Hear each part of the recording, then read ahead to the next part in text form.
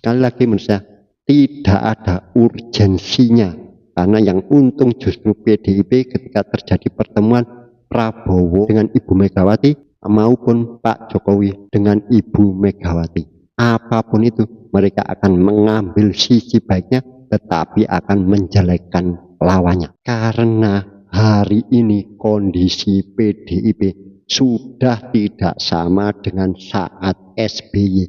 Hari ini kondisi PDIP sedang tidak baik-baik saja. Menjadi oposisi menurut saya itu adalah kesalahan besar.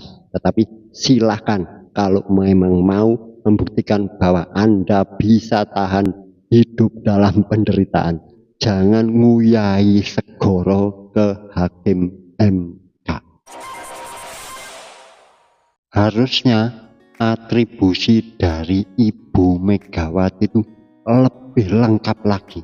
Tertanda Megawati Soekarno Putri, amicus curiae, sahabat pengadilan, sahabat Ganjar, Ketua Umum PDIP, Presiden kelima Republik Indonesia, dan yang lebih penting paling bawah mantan terindah Joko Widodo. Assalamualaikum warahmatullahi wabarakatuh. Berjumpa lagi dengan Dukun Politik Dagelan, channel dagelan yang insya Allah isinya daging semua. Kali ini kita akan membahas yang sedang ramai dibicarakan orang, yaitu apa yang dimaksud amicus curiae. Sebenarnya ini udah lama, jadi Ibu Megawati itu mengirimkan tulisan namanya opini di Kompas. Hari Selasa akhirnya amicus curiae itu disampaikan secara resmi ke MK. Tetapi kenapa amicus curiae dari Ibu Megawati ini menjadi perbincangan? Padahal yang mengajukan amicus curiae itu kalau tidak salah sudah ada 18 pihak. Kalau saya melihat karena tidak tepatnya atribusi dari Ibu Megawati. Bahkan pengacaranya pun dikritik itu, kok bisa penasihat hukum kok seperti itu. Terus nggak apa-apa lah, kita bahas dulu apa yang dimaksud amicus curiae. Sengketa hasil Pilpres 2024 masih terus berlanjut. Baru-baru ini, Presiden kelima Republik Indonesia, Megawati Soekarno Putri, menyerahkan amicus curiae terkait sengketa hasil Pilpres 2024 ke Mahkamah Konstitusi Selasa 16 April 2024. Memang apa itu amicus curiae? Amicus curiae adalah individu atau organisasi yang tidak bertindak sebagai pihak dalam perkara. Dalam bahasa Indonesia, istilah ini lebih dikenal sebagai sahabat pengadilan. Jika menurut pakar hukum tata negara dari Fakultas Hukum Universitas Andalas, Ferry Amsari, amicus curiae ini adalah pendapat dari sahabat pengadilan. Menurutnya, pendapat tersebut digunakan untuk membantu peradilan menemukan rasa keadilan. Amicus curiae sendiri biasanya diajukan di pengadilan terkait kasus publik dengan kepentingan luas, seperti kasus hak-hak sipil. Nah, pihak ketiga yang merasa berkepentingan terhadap suatu perkara bisa mengajukan opini hukumnya untuk memperkuat analisis hukum dan menjadi bahan pertimbangan hakim. Jadi amicus curiae ini adalah bagian dari mekanisme yang ada di hukum tetapi tidak tertulis. Gampangnya ini hanyalah tradisi. Biasanya amicus curiae ini digunakan ketika terjadi persidangan yang menyangkut masalah publik. Misalkan itu yang nenek mencuri kako itu. Intinya yang menyita perhatian publik, yang mencederai rasa keadilan masyarakat. Langkah yang dilakukan untuk mengajukan diri sebagai amicus curiae di MK adalah suatu langkah yang tepat. Tapi kenapa yang amicus curiae-nya dari Ibu Megawati ini kok menjadi kritikan atau menjadi pembicaraan? Yang pertama karena atribusinya. Umumnya karena ini bukan sesuatu yang tertulis, hanya tradisi. Namanya seperti orang selamatan gitu.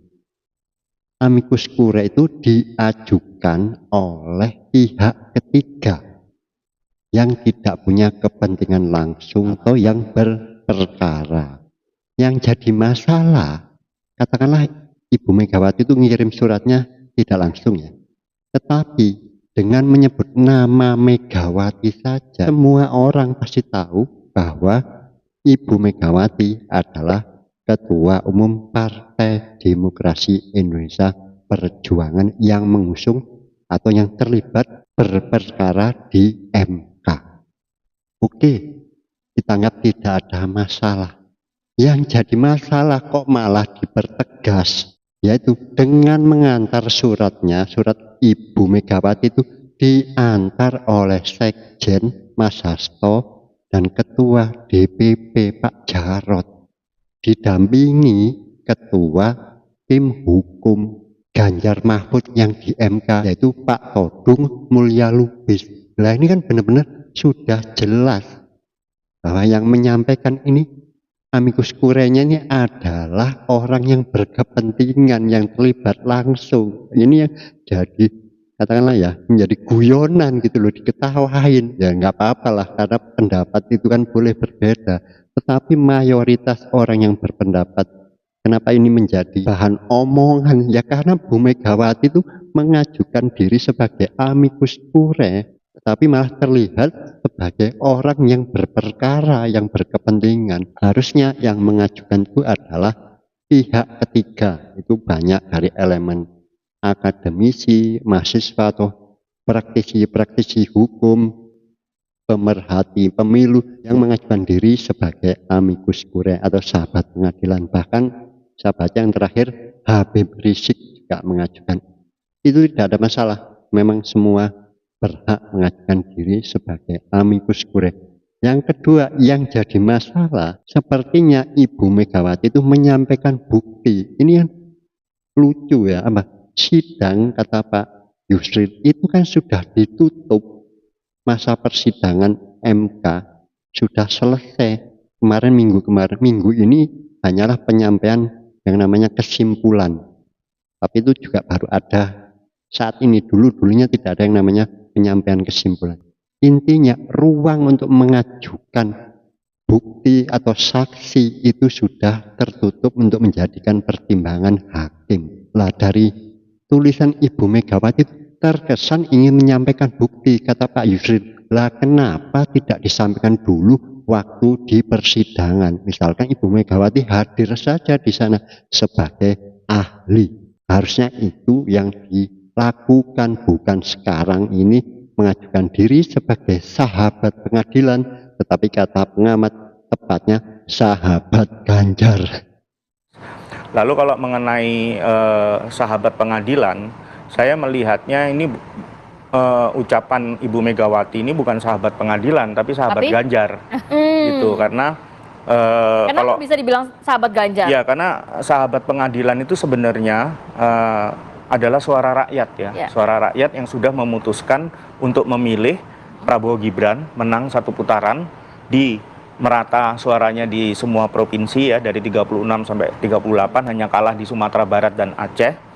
Itu membuktikan bahwa itulah sahabat pengadilan. Jadi sahabat pengadilan itu suara rakyat ya, bukan pihak yang kalah lalu kemudian tantrum, kemudian apa, tapi itu kan merasa juga bisa menjadi dari setiap warga negara Indonesia, walaupun dia ketua umum partai pun juga berhak begitu. Karena disampaikan juga. Tapi syarat yang paling penting dari amicus curiae itu adalah dia tidak terlibat dalam perkara hukum, gitu ya. Jadi independen seharusnya. Dan netral. Besok saya juga mau mengajukan diri sebagai amicus curiae dari sahabat Prabowo Gibran. Ya saya kan berhak juga. Saya dengan lapang dada mengajukan supaya diadakan pemilu ulang. Loh, hebat kan, saya malah mengajukan pemilu ulang. Karena Pak, ini biar prasangka atau apapun, kecurigaan apapun, biar segera clear. Tetapi ada catatannya, jangan seenaknya begitu ya, jangan menuntut tapi tidak konstruktif. Yang saya tangkap garis besar tuntutan dari tim hukum 01 dan 03 itu adalah mendiskualifikasi pasangan cawapresnya. Jadi Mas Gibran yang didiskualifikasi.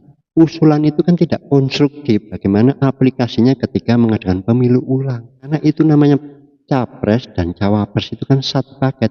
Menurut saya diskualifikasi saja keduanya, Pak Prabowo dan Gibran, maka nanti yang akan berkompetisi hanya dua pasangan, Mas Anies Muhaimin dan Pak Ganjar Mahfud. Tinggal persyaratannya, saya beri persyaratan yang sangat berat. Ini bukan untuk memberatkan Anda, justru apa? Supaya nanti ketika ada hasil pemilu ulang, Anda tidak bisa lagi mengatakan kecurangan. Salah satu syaratnya adalah biaya dari penyelenggaraan pemilu ulang itu harus ditanggung oleh penggugat. Itu tuntutan utama saya. Oke, kita lanjut dulu yang masalah amicus curiae. Apa inti isi dari amicus curiae Ibu Megawati? Beliau itu menyinggung tentang integritas MK dan etika presiden. Bahkan Ibu Megawati juga menyinggung-nyinggung bahwa dulu yang memilih tempat gedung MK itu adalah beliau. Mencarikan gedung MK, tempat untuk bangunan gedung MK itu adalah Ibu Megawati. Alasannya supaya ada di area ring 1, yaitu area yang sangat tinggi di negara Indonesia. Artinya supaya MK itu independen sebagai ujung terakhir dari pengadilan undang-undang. Banyak pengamat menyampaikan bahwa apa yang disampaikan poin dari Ibu Megawati itu bukanlah intimidasi atau ancaman atau tekanan kepada MK. Ya, tapi kalau kita baca dengan sangat pelan-pelan, menurut saya, sekali lagi menurut saya, bagaimanapun sudah ada nada intervensi. Kalau saya bilang intimidasi mungkin terlalu keras, yaitu dia membuat kriteria hakim-hakim MK itu harusnya begini. Kalau tidak begini, berarti begini. Ya itu memang bukan ancaman, tetapi saya menangkapnya ketika hakim MK itu tidak memutuskan sesuai kriteria yang dimaksud dari Ibu Megawati, berarti dianggap bukan membela kebenaran. Itu yang jadi masalah. Hakim MK harusnya berdiri di atas rasa keadilan, bukan berdiri mengikuti kekuatan kekuasaan. Kemudian juga beliau menyinggung bahwa jangan sampai terulang lagi putusan MK 90. Berarti itu kan menyinggung yang kemarin yang putusan mengabulkan Mas Gibran untuk masalah batas usia. Paling tidak Ibu Megawati sudah menekan secara psikologis menurut saya. Ojo ngono meneh lho. Ojo kaya wingi. Lah terus maksudnya yang sekarang minta apa itulah di penutup. Ini yang juga menurut saya membuat saya anggap sebagai intervensi atau bahkan saya anggap sebagai tekanan. Semoga keputusan MK bukan merupakan palu godam, tetapi palu emas. Nah, itu kan sudut pandang lagi gitu. Ini keputusan yang baik bagi satu pihak ya dianggap palu emas, bagi pihak lawan ya palu godam gitu aja. Sudahlah, menurut saya serahkan semuanya. Kita tuh boleh menyampaikan aspirasi tetapi memberikan kriteria-kriteria MK harus seperti ini. Ya itu bagi saya adalah sebuah intervensi. Ya karena apa? Mereka itu sudah ahlinya. Jadi menurut saya Ibu Megawati tidak perlu nguyai segoro, kata orang Jawa. Ibu Megawati tidak perlu menggarami lautan. Mereka lebih ahli di bidangnya. Yang kedua inilah yang saya tulis di thumbnail bawah. Inilah akhir dari bulan madu. Bukan bulan madu. Inilah akhir dari hubungan Ibu Megawati dan Pak Jokowi. Menurut Mas Kodari, kemungkinan ketemu menyatu memang sangat kecil. Ya karena apa? Saya melihat track record dari Ibu Megawati ini sepertinya memang pendendam pribadi, tapi tidak dalam ranah politik ya. Contohnya adalah dengan Pak SBY. Sampai hari ini pun mereka belum secara resmi bertemu. Tapi kalau bertemu di dalam suatu hubungan sosial sudah pernah beberapa kali. Ketika acara 17 Agustus ketika Ibu Ani Yudhoyono meninggal, Ibu Megawati juga melayat. Tetapi secara hubungan negarawan menurut saya belum terjadi. Tetapi beliau tetap sebagai seorang negarawan yang demokrat. Ya, tidak menggugat ketika Pak SBY menang, tidak menghalangi, tidak merecoki pemerintahan. Tapi sebagai oposisi pasti akan kritis. Tapi secara konstitusi Ibu Megawati berada di tracknya, tidak menggunakan kekuatan politiknya untuk mengganggu pemerintahan yang dimusuhinya, begitu. Tetapi secara pribadi menurut saya Ibu Megawati itu pendendam. Maka menurut saya sepertinya memang kemungkinan kecil, kata Pak Khodari, bisa jadi pertemuan Pak Jokowi dan Ibu Megawati itu belum tentu terjadi 25 tahun lagi. Yang SBY aja udah 20 tahun. Sampai hari ini belum ketemu. Tapi Mbak Puan dan Mas Ahaye sudah pernah ketemu. Intinya saya anggap Ibu Megawati memang orang yang demokratis, negarawan, walaupun punya sifat pendendam. Sekali lagi menurut saya Pak Prabowo dan Pak Jokowi tidak perlu bertemu Ibu Megawati. Ini saran saya. Apapun itu tidak perlu, biarkan saja. Kalau memang mau beroposisi, silahkan. Menurut saya ini sikap yang tidak gentleman. Mau bertemu Pak Prabowo setelah keputusan MK. Berarti dia kan masih gambling. Atau ada wacana mau ketemu atau berrekonsiliasi dengan Pak Prabowo, tetapi tanpa Mas Gibran. Itu kata Hasto. Ini kan konyol. Mereka Pak Prabowo dan Mas Gibran itu kan satu paket. Kenapa dipisah-pisahkan? Kalau tidak mau ketemu Mas Gibran, ya tidak perlu ketemu Pak Prabowo. Karena Pak Prabowo dan Mas Gibran itu satu paket.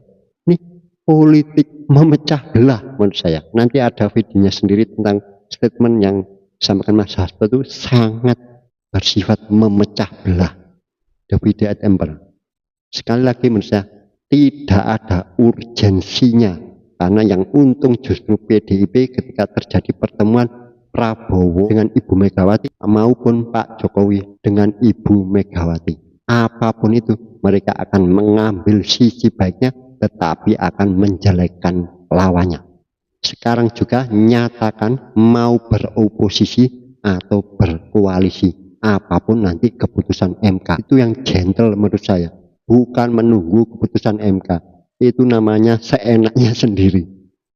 Sekaligus biar mereka membuktikan apakah mereka bisa lagi mengulang posisinya di luar pemerintahan seperti di masa SBY menjadi oposisi. Karena hari ini kondisi PDIP sudah tidak sama dengan saat SBY. Hari ini kondisi PDIP sedang tidak baik-baik saja.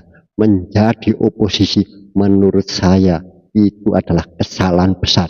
Tetapi silakan kalau memang mau membuktikan bahwa Anda bisa tahan hidup dalam penderitaan. Semoga bermanfaat. Assalamualaikum warahmatullahi wabarakatuh.